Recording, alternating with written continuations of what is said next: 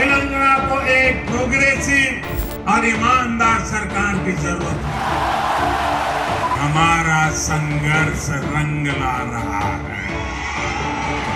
नमस्कार, मैं हूं आपका दोस्त विजय विद्रोही और आप देख रहे हैं अनकट। तो बड़ा सवाल उठता है कि क्या प्रधानमंत्री नरेंद्र मोदी को दक्षिण में एक सियासी बाहुबली मिल गया है। आप कहेंगे कि ये क्या सवाल है, मोदी जी तो खुद बाहुबली हैं, उन्हें किसी बाहुबली की क्या जरूरत है। लेकिन है, अब दिल्ली में उनके सामने केजरीवाल बाहुबली की तरह हैं, पश्चिम बंगाल में ममता बनर्जी बाहुबली की तरह हैं, महाराष्ट्र में कुछ हद तक शरद पवार की भूमिका इसी रूप में देख सकते हैं। लेकिन दक्षिण में दक्षिण का दरवाजा कर्नाटक से जरूर खोला था, लेकिन दक्षिण में बीजेपी को घुसना है तो एक सियासी बाहुबली चाहिए। तो क्या एक बाहुबली मिल गया है। राज्यसभा के लिए 4 लोगों का नामांकन किया गया है। इसमें पीटी उषा को केरल से लिया गया है। गौर कीजिएगा, इलैयाराजा जो बहुत बड़े म्यूजिशियन हैं और बहुत बड़ी पर्सनालिटी हैं तमिलनाडु में, उनको तमिलनाडु से लिया गया है। और वीरेंद्र हेगड़े हैं, धर्मस्थल मंदिर के प्रबंधक हैं और हिंदुत्व चलाना चाहती है बीजेपी कर्नाटक में, उनको कर्नाटक से लिया गया है। और तेलंगाना से हैं जिनका नाम है विजेंद्र प्रसाद, ये तेलंगाना से हैं और इन्होंने बाहुबली के रूप में कुछ काम किया है। इसकी मैं समीक्षा आगे करूंगा, थोड़ा सा भी रहस्य आपके सामने बनाए रखना चाहता हूं। अब देखिए, बीजेपी राष्ट्रीय कार्यकारिणी की बैठक कहां करती है, हैदराबाद में करती है। तेलंगाना की सरकार को, चंद्रशेखर राव को सीधे सीधे चुनौती देती है और भाग्यनगर बनाने की बात होती है हैदराबाद को। वहाँ मोदी की तरफ से ये भी कहा जाता है कि नॉर्थ ईस्ट के जो ईसाई नेता हैं उनको जाकर केरल के ईसाइयों को समझाना चाहिए कि किस तरह नॉर्थ ईस्ट के अंदर बीजेपी के शासन में ईसाई सुरक्षित हैं। तो बीजेपी ये सब क्यों कर रही है, मोदी ये सब क्यों कर रहे हैं, जब उत्तर भारत से ही आपको करीब करीब उत्तर भारत और पश्चिमी भारत से ही 303 सीटें 302 सीटें मिल जाती हैं, तो फिर नीचे दक्षिण में विंध्याचल के नीचे जाने की जरूरत क्या है, सियासी पैंतरेबाजी करने की जरूरत क्या है, खासतौर से उस राज्य में जहां तमिलनाडु में आप 0/0 हैं, जहां आंध्र प्रदेश में आप 0/0 हैं, जहां केरल में आप 0/0 हैं। अगर लोकसभा सीटों की बात की जाए, पुडुचेरी की भी एकमात्र सीट है, वहां भी आप 0/0 हैं। कुल मिलाकर 130 लोकसभा सीटें हैं, जिसमें से बीजेपी के पास सिर्फ 29 सीटें हैं, जिसमें से भी कर्नाटक की 25 सीटें हैं और 4 सीटें छोटे से राज्य तेलंगाना की है, जिसकी 17 लोकसभा सीटें हैं। विधानसभा चुनाव की बात करें कि तो इन 5 राज्यों में यानी तेलंगाना, आंध्र प्रदेश, तमिलनाडु, केरल, कर्नाटक, कुल मिलाकर 923 विधायक हैं, जिसमें से 130-132 बीजेपी के पास हैं और इस 130-131 में से भी 122 अकेले कर्नाटक के हैं और यहां भी जेडीएस से, कांग्रेस से लाए गए लोग बहुत से हैं। तो अब बीजेपी क्या करना चाह रही है, बड़ा सवाल उठता है। खास तौर से सस्पेंस खोल ही देते हैं आपके सामने। खास तौर से स्क्रिप्ट राइटर को क्यों लिया गया है, वो भी तेलंगाना के जो स्क्रिप्ट राइटर हैं, जो तेलुगु में भी फिल्में लिखते हैं, तमिलनाडु में तमिल भाषा में भी लिखते हैं और कन्नड़ में भी लिखते हैं। तो देखिए, तमिलनाडु में आप देखिए एमजीआर का नाम आपके ध्यान में आएगा, जयललिता का नाम आएगा, करुणानिधि का नाम सामने आएगा, जो बहुत बड़े स्क्रिप्ट राइटर थे। फिर रजनीकांत, जिसको बीजेपी साथ शामिल करना चाहती थी, कमल हसन, जिन्होंने अलग पार्टी बनाई, एनटी रामाराव आंध्र प्रदेश के अंदर, कर्नाटक में भी कुछ फिल्म सितारे, जिनमें से कुछ को बीजेपी ने लोकसभा का चुनाव भी जितवाया था और पार्टी में लिया था, चिरंजीवी, ऐसे बहुत सारे कैरेक्टर हैं। तो वहाँ फिल्मों के जरिए, फिल्मी अभिनेताओं के जरिए उनकी पॉपुलैरिटी के तहत बहुत सारी चीज़ें चलती हैं। और सिर्फ फिल्मी अभिनेता नहीं है, स्क्रिप्ट राइटर भी बहुत बड़ी भूमिका निभाते हैं अपनी पार्टी के पक्ष में पटकथाएं ऐसे लिखने की, माहौल ऐसा बनाने की, क्योंकि इनकी फिल्में बड़ी हिट होती हैं। अब जैसे मैं बात करूं कि विजेंद्र प्रसाद का तो एक तमिल भाषा में मर्सल नाम की फिल्म आई थी, बड़ी हिट हुई, सुपर डुपर हिट हुई।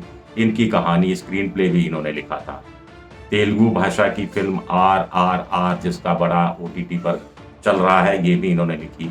बजरंगी भाईजान भी हिंदी में इन्होंने द्वारा लिखी गई। और सबसे बड़ी बात है बाहुबली सीरीज, बाहुबली यानी कटप्पा को किसने मारा, कितना बड़ा रहस्य था।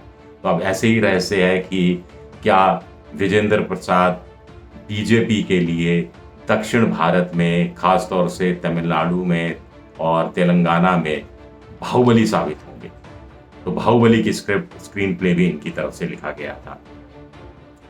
ये एक बड़ा सवाल उठ रहा है। लेकिन अब बीजेपी इतने बड़े लोगों को ले लिया, राज्यसभा पहुंचा दिया, तो उसी से क्या मकसद हल हो जाएगा? क्या लोग वोट देना शुरू कर देंगे?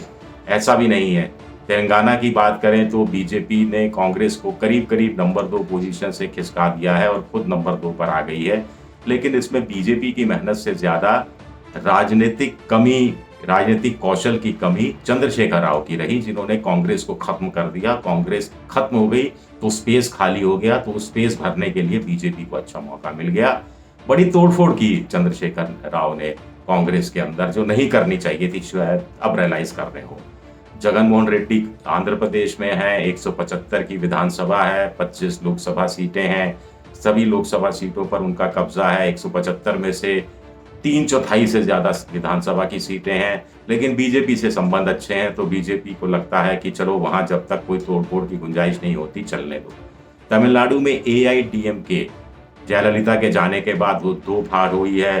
पेन्निसुलम का गुट अलग हुआ है, दूसरा गुट अलग हुआ है। मद्रास हाई कोर्ट में पार्टी पर पकड़ किसकी रहेगी, उसके कब्जे की लड़ाई हो रही है। और ऐसे में बीजेपी को लगता है मौका है अंदर घुसने का। इलैयाराजा इसमें शायद कोई भूमिका निभा सकें।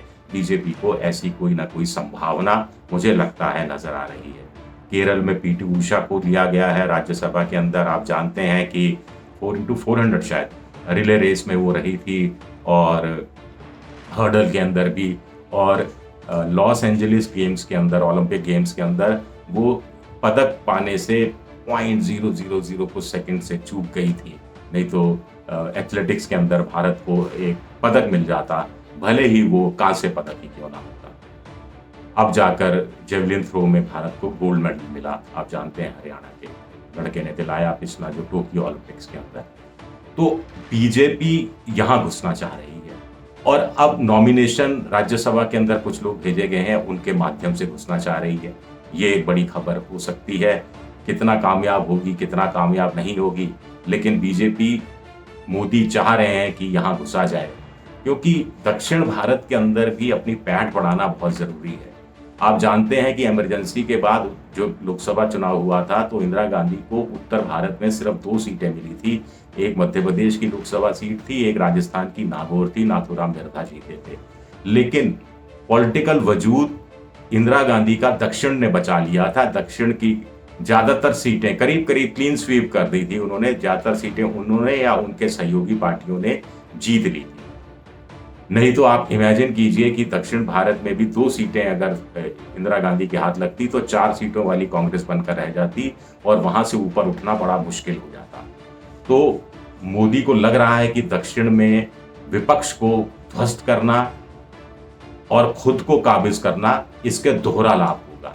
कांग्रेस वहां कर्नाटक में है, और केरल के अंदर 2 फ्रंट हैं। एक आप जानते हैं LDF है, एक UDF है। बारी बारी से सत्ता में परिवर्तन होता रहता है। एक लेफ्ट फ्रंट है, यूनाइटेड डेमोक्रेटिक फ्रंट है, कांग्रेस का फ्रंट है। पिछली बार विधानसभा चुनाव लगातार LDF दूसरी बार जीतकर उसने इतिहास बनाया था।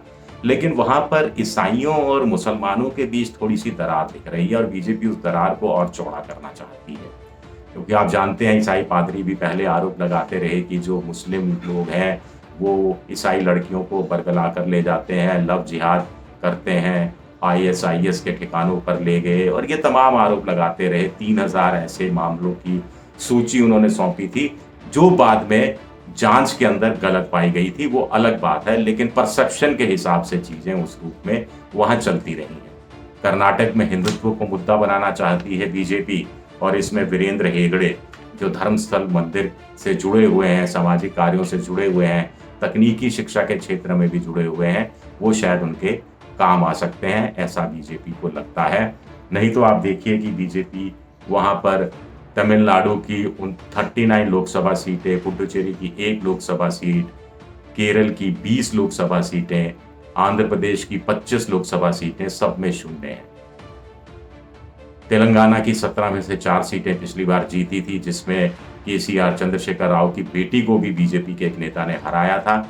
लेकिन इस बार ऐसा हो पाएगा, नहीं हो पाएगा, बीजेपी भी इस बात को लेकर आश्वस्त नहीं है। कर्नाटक में भी बीजेपी सत्ता में रहती आई है लगातार, और 28 में से 25 लोकसभा सीटें भी जीती, लेकिन वहां वो कांग्रेस को तोड़ नहीं पाई है।